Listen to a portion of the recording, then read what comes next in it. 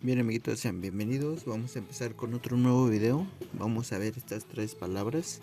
Miren, esta primera palabra dice aquí, a ver si se alcanza a ver. Ahí está, quiteochihuas. Quiteochihuas, amigos, es la primera quiteochihua. Quiteochihuas o quiteochihua. Y la segunda es quitleocolía, quitleocolil, quitleocolil. Quitleocolía, también puede ser quitleocolía, quitleocolía. Y la tercera es quimaca. Bien, amigos, esta lo vamos a empezar por esta quimaca. Es dar, es de la más fácil y más frecuente, mucho más frecuente quimaca. Dar. Esto, sin embargo, a veces, como igual pasa en el español, se suele tomar como otro significado. Por ejemplo, quimaca es dar, pero cuando hay personas que se pelean, también se puede decir que quimaca, es decir, como que se dan golpes.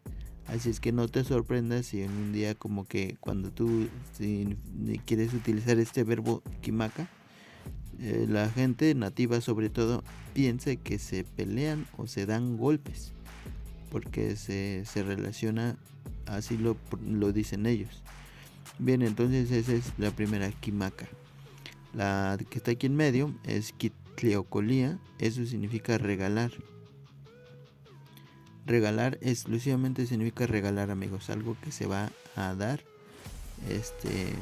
como un regalo. Quitleocolía, quitleocolía, quitleocolía, quitleocolía. Y la primera que está aquí, quiteochihuas, quiteochihuas. Quiteochihuas, amigos, viene en un ámbito diferente, porque significa, a ver, ahí está aquí arriba, vamos a poner, significa bendecir, bendecir. Y eso se utiliza mucho en el ámbito religioso, bendecir. Quiteochihuas.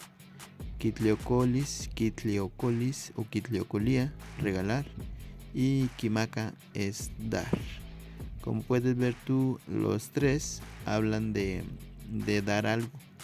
Por eso lo puse juntos, porque los tres hablan de dar algo.